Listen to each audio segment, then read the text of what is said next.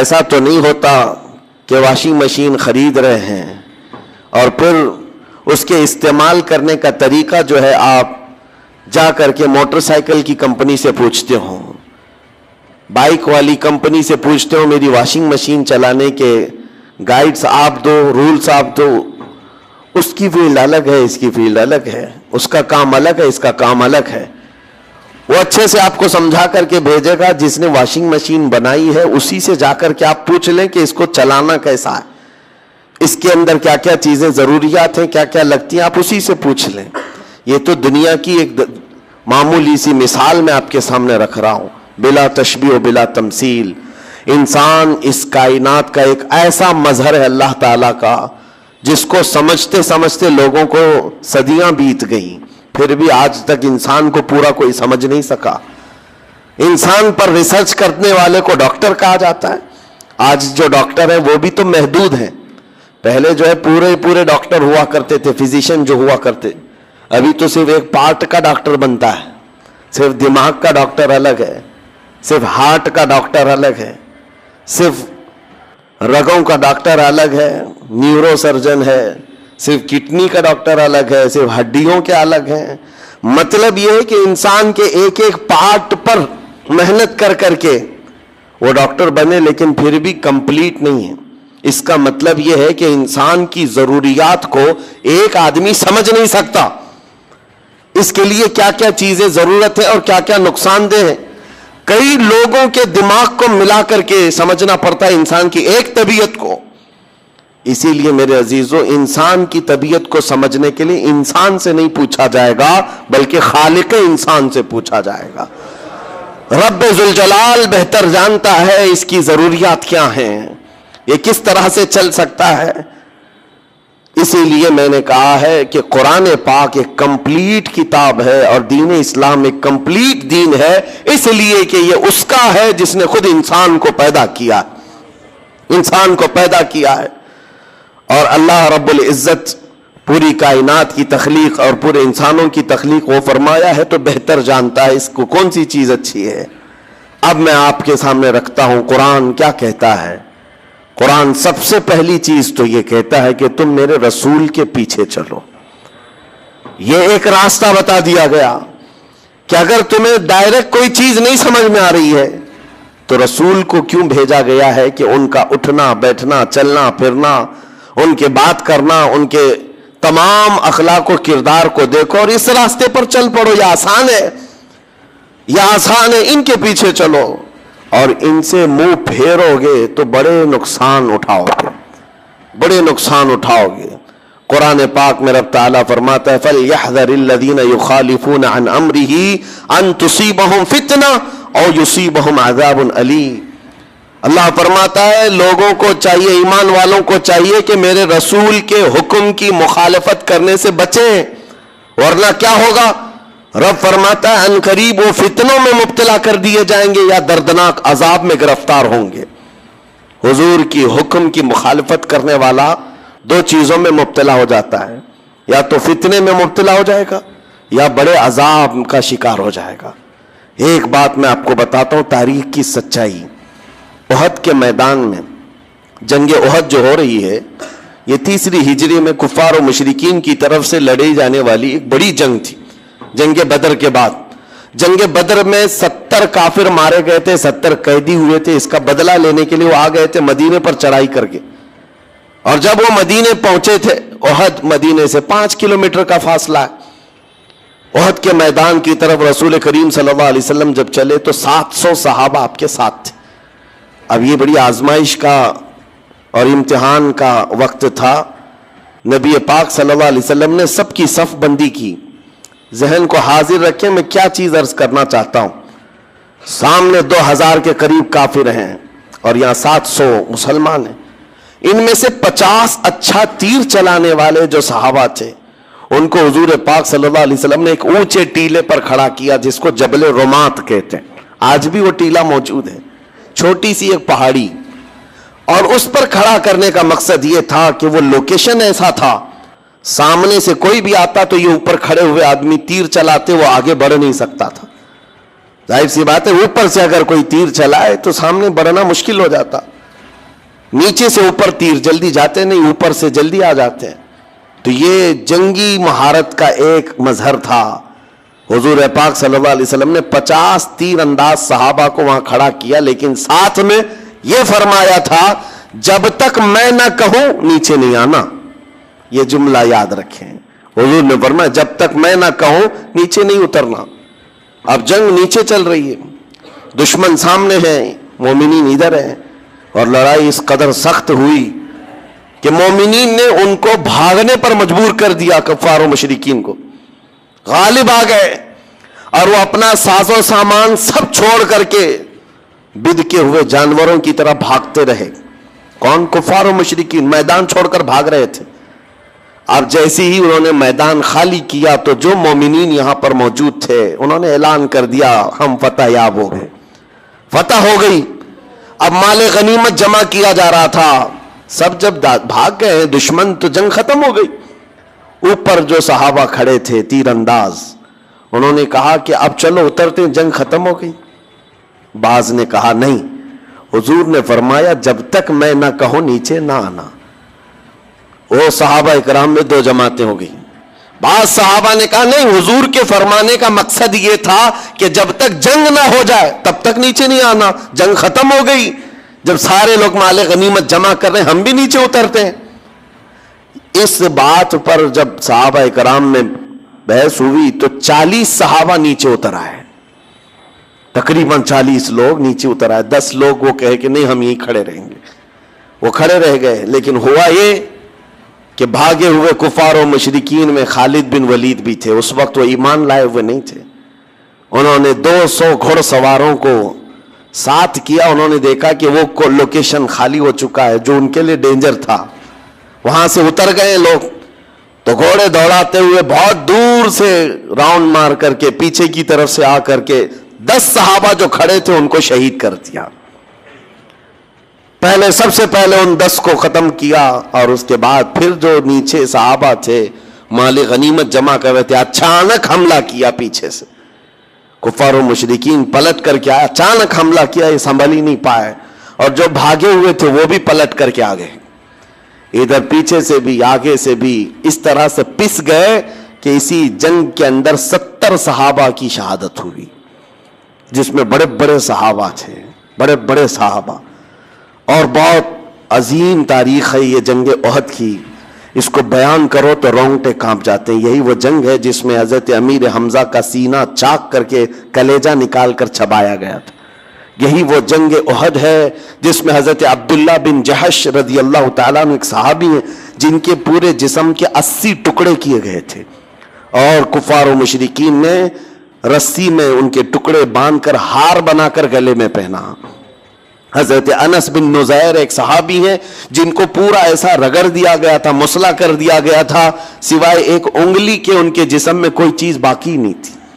ان کی بہن نے صرف انگلی دیکھ کر کے پہچانا تھا کہ انس بن نزیر ہے، باقی جسم کا کوئی حصہ نہیں ملا تھا. یہی وہ جنگ ہے جس میں سعد ابن ربی جن کے پیٹ کو پھاڑ دیا گیا تھا، 12 نیزے لگے تھے.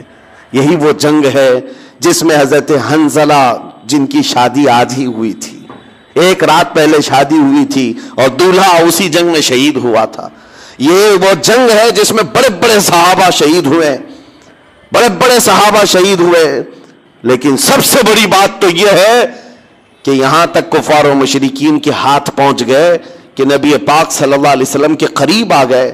ایک ظالم نے لوہے کی ٹوپی جو جنگوں میں پہنی جاتی تھی وہ اٹھا کر حضور کے چہرے پر مارا، جس کی وجہ سے حضور پاک صلی اللہ علیہ وسلم کے رخسار، آپ کے گالوں سے ایک تانت لوہے کے اندر چلی گئی، اور حضور کے 2 دانت مبارک وہاں شہید ہوئے تھے.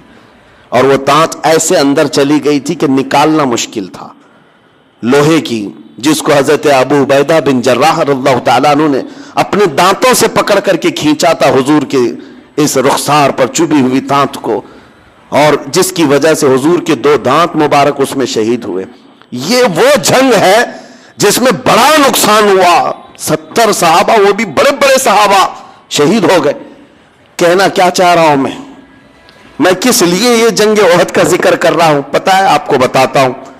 اتنا بھاری جو نقصان ہوا اس کے اسباب کیا تھے؟ ظاہر سی بات ہے جب جنگ میں خسارہ ہو تو نقصان اور خسارے کا سبب ڈھونڈنا ضروری ہے. تو مفسرین فرماتے ہیں حضور پاک صلی اللہ تعالی علیہ وسلم کی وہ ایک بات جو حضور نے فرمایا تھا جب تک میں نہ کہوں نیچے نہ آنا، صحابہ کرام نے اس بات کو ترک کیا جس کی وجہ سے 70 صحابہ کی جانیں گئی. لیکن یہ بات بھی میں بتاؤں، وہ صحابہ جو نیچے اتر آئے وہ ایسے نہیں ہے کہ حضور کی نافرمانی کرنے کی نیت سے آئے تھے. ان کے ذہن و دماغ میں یہ نہیں تھا کہ حضور نے جو کہا ہے وہ ہلکے میں لے لینا ہے، نہیں، وہ ان کی اجتہادی خطا تھی. انہوں نے یہ سوچا کہ حضور نے جو فرمایا وہ جنگ ختم ہونے تک کے لیے فرمایا ہے. جنگ ختم ہو گئی، ہم اتر آئے ہیں. لیکن اس ایک خطا کی بنیاد پر اتنا بڑا نقصان. اسی لیے مفسرین فرماتے ہیں قرآن کی وہ آیت پڑھو، رب نے فرمایا میرے رسول کے حکم کی مخالفت کرنے سے بچو ورنہ فتنے میں مبتلا ہو جاؤ گے یا دردناک عذاب میں گرفتار ہو جاؤ. وہ تو صحابہ تھے، عظیم صحابہ تھے جنہوں نے جان بوجھ کر کے کبھی رسول کی مخالفت کرنے کا سوچا ہی نہیں، پھر بھی نقصان اٹھائے. اور آج دنیا حضور کو جان بوجھ کر کے مخالفت کر رہی ہو، حضور کے احکام کو پیٹ پیچھے ڈال دیے ہو تو 70 لاکھ جانے جائیں گی. آج تو بڑا نقصان اٹھانا ہوگا. اس بڑے نقصان کا ایک سب سے بڑا سبب یہ ہے رسول پاک کے احکام کی مخالفت. حضور پاک صلی اللہ تعالی علیہ وسلم کے جو شریعت طاہرہ کے احکام ہیں اس کو چھوڑ کر کے جانا. ایک حدیث میں آپ کو سناؤں تو آپ کو اندازہ ہوگا کہ دین کیا ہے. جس پہ ہم چل رہے وہی دین ہے یا نہیں؟ ہم سب کو سوچنے کی ضرورت ہے. ہم ٹوپیاں لگا کر کے ہفتے میں ایک مرتبہ جھک جائیں تو اسی کو دین سمجھتے ہیں ہم، یا صرف کپڑوں کا نام دین ہے، صرف داڑھی کا نام دین ہے؟ اسلام کس کا نام؟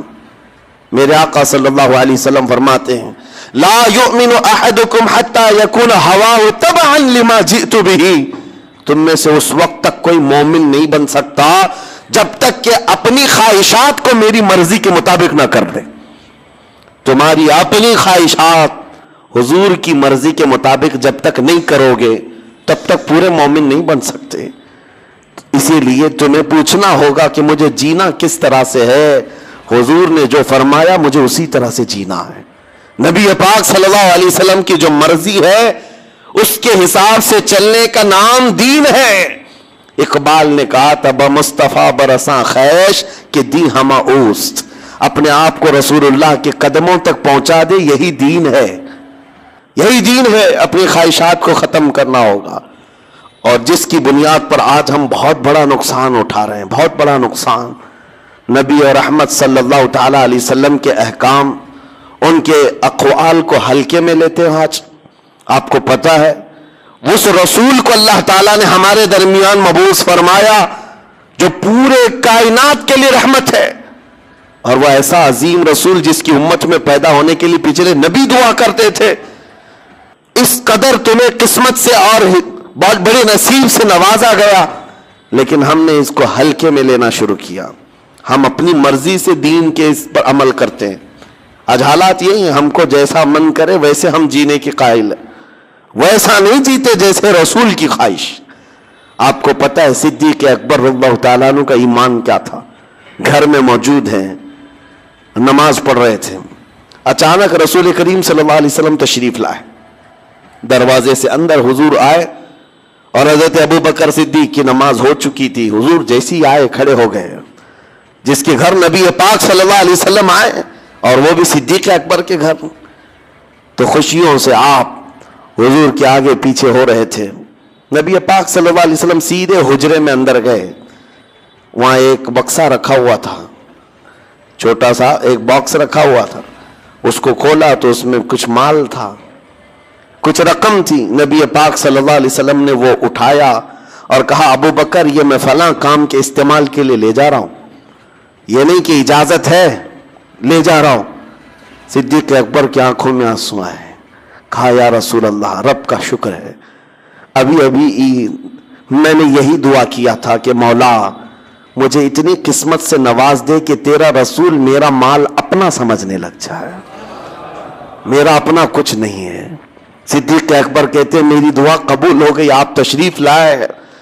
میں مال تو دینا چاہتا تھا, سب کچھ وقف کرنا چاہتا ہوں دین کے لیے, لیکن خواہش یہ ہے کہ سنا یہ گیا ہے کہ دینے والے کا ہاتھ اوپر ہوتا ہے, لینے والے کا ہاتھ نیچے ہوتا ہے. ابو بکر صدیق کہتے ہیں میں یہ بھی نہیں چاہتا کہ میرے نبی کا ہاتھ نیچے آئے, میرے مال کو رسول اپنا مال سمجھ کر خیرات کریں.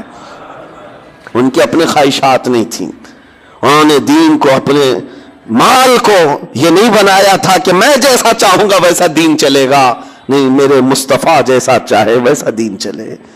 آج اپنے آپ کو وقف کرو حضور کی طرح. اپنی خواہشات کا قتل ضروری ہے, جب تک ہم نہیں مارتے بہت بڑے نقصانات اٹھائیں گے بعد میں.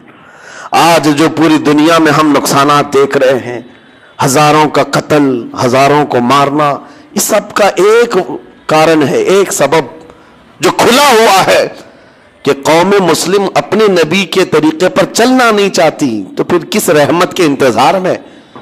وہ صحابہ جو دعا کرتے تھے, پتہ ہے آپ کو, حضور کے ساتھ جاتے تھے. آج یہاں بیٹھ کر کے ہم دعا کرتے ہیں فلسطین پر رحم فرما, غزہ پر رحم فرما. ہم تو میدان میں اترے ہی نہیں, ہم جنگ کے میدان کی بات نہیں کر رہا ہوں. کاش حضور کی سنتوں کو زندہ کرنے والا ہر جوان نکل جاتا.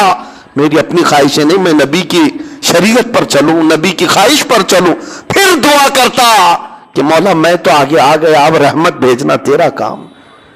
وہ صحابہ تھے, چاہتے تو مدینے میں بیٹھ کر کے دعا کر لیتے, حضور کا دامن پکڑ کر کے کہ مولا جو بدر میں آ رہے ہیں کافر سب کو ہلاک کر دے. وہ صحابہ تھے, اس میں صدیق اکبر ہیں, فاروق اعظم ہیں, عثمان غنی ہیں, حیدر کرار ہیں, بڑے بڑے صحابہ ہیں.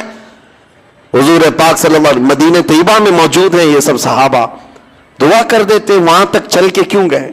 160 کلومیٹر دور تک چل کر کے گئے. پتا ہے اس میں سے ایک جنگ ہے جس کے بارے میں حضرت ابو ہریرہ فرماتے ہیں, جب ہم چل کر کے گئے تھے تو پیروں میں سب کپڑے باندھے ہوئے تھے, کپڑے پھاڑ پھاڑ کر کے پیروں میں, چپل کسی کے نہیں. پوچھا گیا کہ کیوں کپڑے باندھتے تھے؟ کہتے ہیں کہ پہاڑی راستہ تھا, چل چل کر کے ایک صحابی کے بھی ناخن باقی نہیں تھے, سب کے ناخن ٹوٹے ہوئے تھے, سب کے ناخن ٹوٹے ہوئے, اور کپڑے باندھ کر کے یہ لوگ چلتے تھے.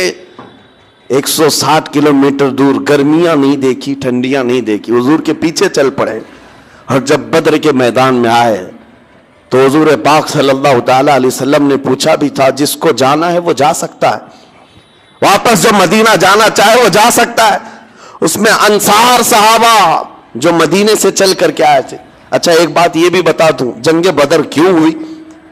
مسئلہ تو تھا کہ جو صحابہ مکہ سے ہجرت کر کے آئے تھے, کفار و مشرکین ان کا مال لوٹ چکے تھے مکہ میں. اب وہ قافلے میں جا رہا تھا مال ملک شام تجارت کے لیے. تب حضور نے فرمایا کہ جن کا مال لوٹا ہے کفار مکہ نے, چلو نکلو اس قافلے کا راستہ روکو, ہمارا ناحق مال لے کر کے جا کر کے وہ بیچ رہے ہوں, ہم اپنا مال کا مطالبہ کریں گے. تو یہاں بات سمجھ میں آتی ہے کہ جو مکہ سے ہجرت کر کے آئے تھے صحابہ, جن کا مال لوٹا گیا تھا, وہ اگر جنگ میں جاتے تو سمجھ میں آتی بات.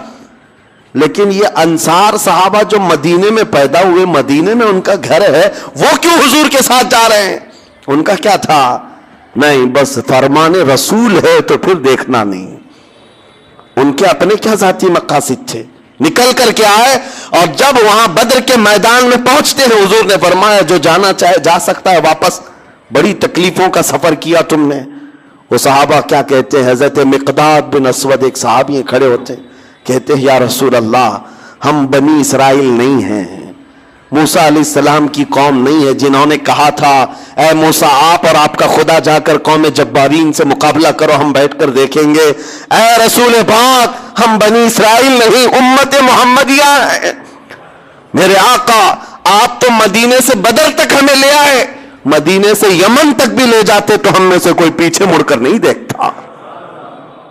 یہ دین یہ ہے, یہ دین ہے. مٹا دو اپنی ہستی کو اگر کچھ مرتبہ چاہو, حضور پاک کے قدموں میں آ جاؤ اور اپنی خواہشات نہ ہو. جنگ خندق کے بعد جو معاملات ہوئے تھے, جنگ خندق سنا ہوگا آپ نے, تفصیل سے میں کبھی سناؤں گا. 1 مہینہ تو خندق کھودنے میں لگ گئی تھی مدینے کے باہر، جس میں خود رسول پاک اپنے ہاتھ میں کدال لے کر کھودتے رہے. اور یہی وہ جنگ ہے خندق جس میں حضور نے اپنے پیٹ پر پتھر باندھے تھے. بھوک کی شدت ایسی تھی صحابہ کو، مہینہ بھر خندق کھودتے رہے.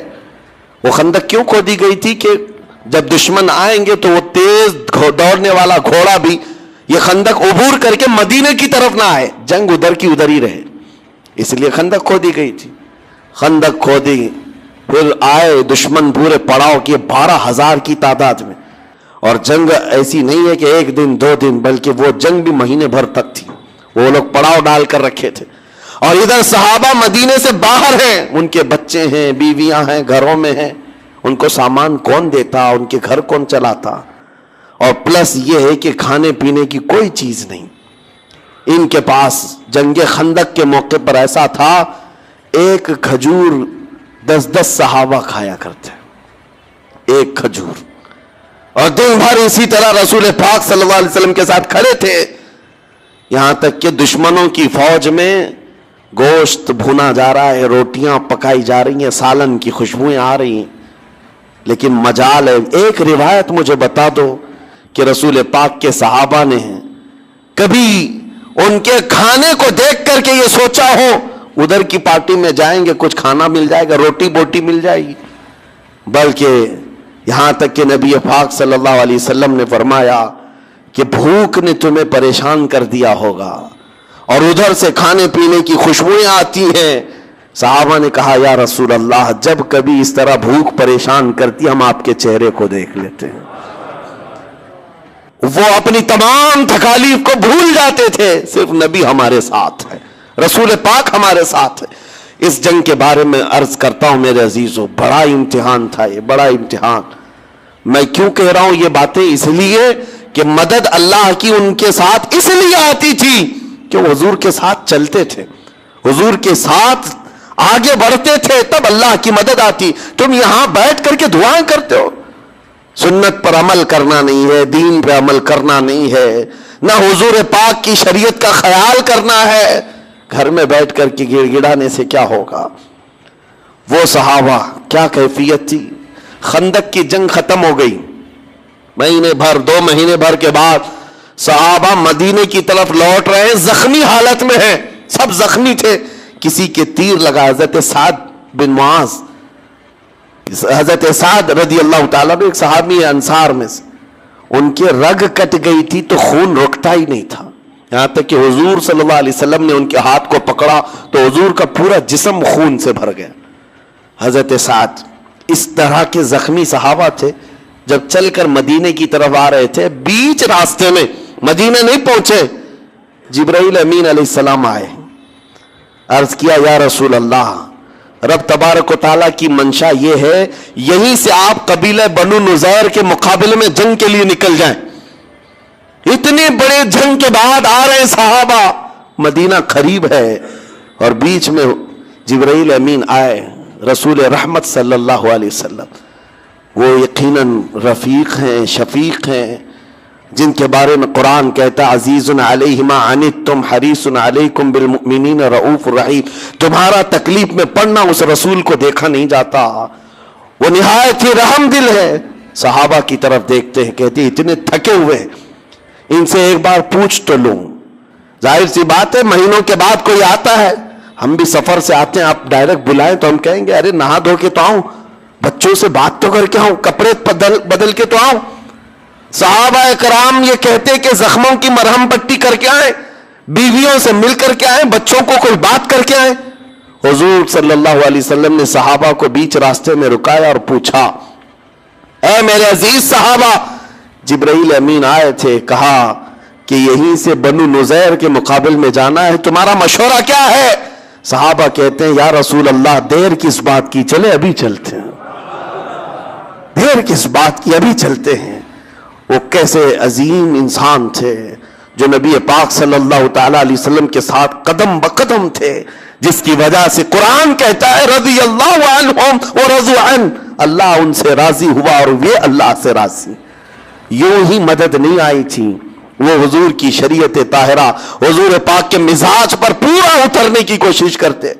آپ کو پتا ہے ہم تو بولتے بولتے تھک گئے، کئی لوگوں کو ہماری بات ہو سکتا ہے بے اثر ہو جائے، لیکن میں تو آپ سے کہتا ہوں کہ حضور سے اگر محبت ہے تو ٹھنڈے دل سے کبھی سوچتا کہ میرے نبی کو کیا چیز اچھی لگتی ہے، کیا چیز بری لگتی ہے.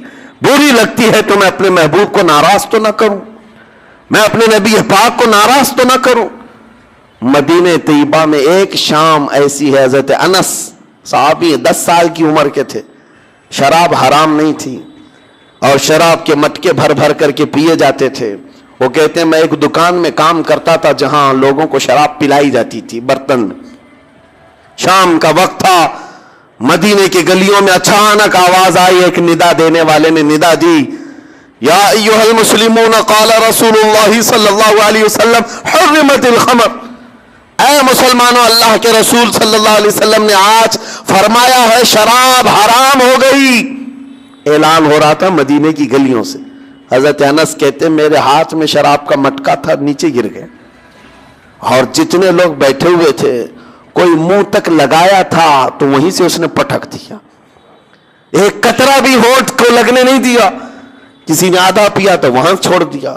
یہ نہیں ہے کہ دیکھیں آج کا آج پی لیں گے، بعد میں دیکھیں گے، کل سے توبہ کر لیں گے، شام سے نیک بن جائیں گے، یا پھر معلوم تو کر لیں یہ اعلان کرنے والا صحیح میں کر رہا ہے یا حضور سے بات تو کر کے دیکھیں. نہیں، ان کا مزاج یہ تھا، صحابہ کی بات آئی ہے رسول اللہ کی، بات آئی ہے نبی پاک کی، اس کے بعد ہمارا مزاج نہیں چلے گا، اب چلے گا تو رسول اللہ کی بات ہی ہوگی. اپنے اوپر لازم کر لیا تھا، اس لیے مدد آتی تھی. قرآن کہتا ہے اے محبوب آپ فرماتے ہیں اگر تم اللہ سے محبت کرتے ہو تو میرے پیچھے چلو. حضور کے پیچھے چلنا یہی دین ہے، یہی شریعت ہے.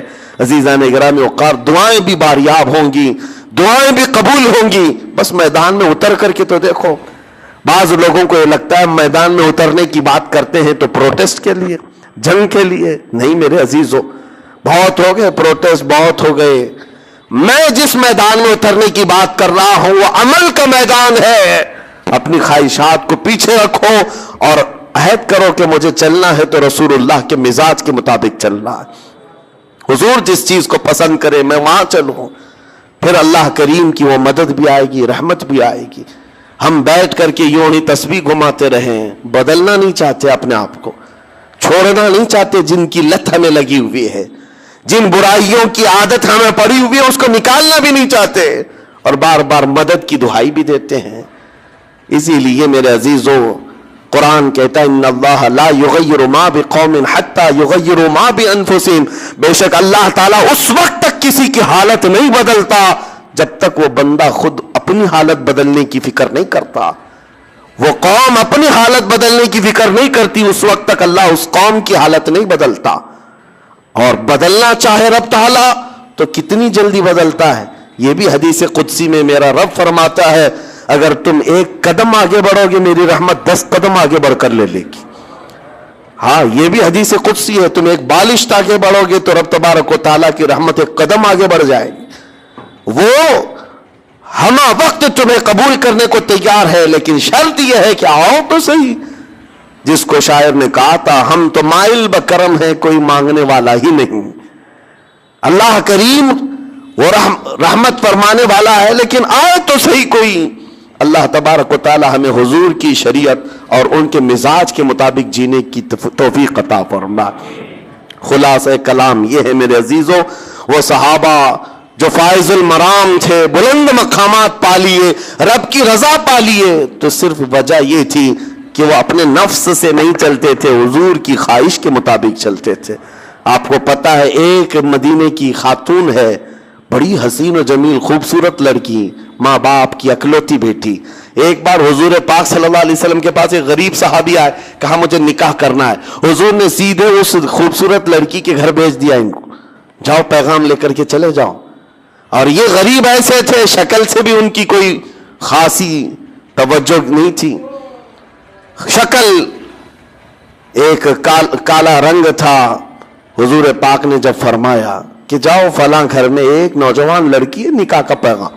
جب وہ گئے، ماں باپ بیٹھے ہوئے تھے، لڑکی اندر ہے، جوان لڑکی، مدینے کی خوبصورت لڑکی. ماں باپ نے پوچھا کیسے آنا ہوا؟ کہا رسول پاک صلی اللہ علیہ وسلم نے بھیجا، آپ کے گھر بیٹی ہے، میں نکاح کا پیغام لے کر آیا. انہوں نے شکل دیکھی اوپر سے نیچے. کہا آپ کو حضور نے بھیجا، کیا کرتے ہو؟ کہا غریب آدمی ہوں، مال دولت تو کچھ ہے نہیں لیکن کماؤں گا، میں نکاح کا پیغام لے آیا ہوں. ماں باپ ہے، ایک اکلوتی بیٹی حسین و جمیل ہے، ان کے دل پر ایک بات آئی. کہا آپ جائیے، ہم ابھی اپنی بیٹی کو نہیں دینا چاہتے، ابھی ہم اپنی بیٹی نہیں دینا چاہتے، حضور پاک صلی اللہ علیہ وسلم سے ہم بات کریں گے. وہ صحابی تو گئے. ان کا تو کہنا یہ تھا کہ روز میں جہاں پر بھی جاتا تھا ہر جگہ لوگ ریجیکٹ کرتے تھے، میرے لیے کوئی نئی بات نہیں تھی. وہ پلٹ کر حضور کی بارگاہ میں چلے آئے. لیکن اندر جو خاتون تھی، لڑکی حسین و جمیل شہزادی، باہر نکل آئی. ماں باپ سے پوچھا یا ابا جان کون آیا تھا؟ کہا فلاں آیا تھا. کہا کیا لے کر کے؟ کہا کہ حضور نے فرمایا کہ تیرے نکاح کا پیغام لے کر آیا. آپ نے کیا کہا؟ ہم نے اسے واپس کر دیا. اس لڑکی کی چیخ نکل گئی. کہا کہ آپ نے ایک عذاب کو دعوت دی، آپ نے عذاب کو دعوت دی گھر پر. رسول پاک نے بھیجا اور آپ نے اس کو منع کر دیا. کہا بیٹی وہ تیرے برابر کا نظر نہیں آ رہا تھا، نہ وہ مال میں ہے نہ شکل میں ہے. خاتون نے کہا بابا آپ نے اس کو دیکھا، بھیجنے والے کو کیوں نہیں دیکھا؟ جس نے بھیجا اس کو کیوں نہیں دیکھا؟ باپ کے دل پر بات لگ گئی کہ میری بیٹی نے مجھے کیا کہا. دوڑتے ہوئے آئے بارگاہ مصطفیٰ میں. کہا وہ صحابی جو پہلے آئے تھے ابھی سنا ہی رہے تھے کہ مجھے ریجیکٹ کر کے بھیج دیا ہے اس صحابی نے، وہ بیٹی نہیں دینے والے. حضور پاک ان کی سنی رہے تھے. یہ دوڑتے ہوئے بیٹی کے باپ آ گئے. کہا معاف کریں سرکار، خطا ہو گئی، معاف کریں، آپ نے بھیجا، میں نے تاخیر کی، مجھے منظور ہے، میری بیٹی کو بھی منظور ہے. جب آپ فرمائیں نکاح قبول ہے، نکاح منظور ہے.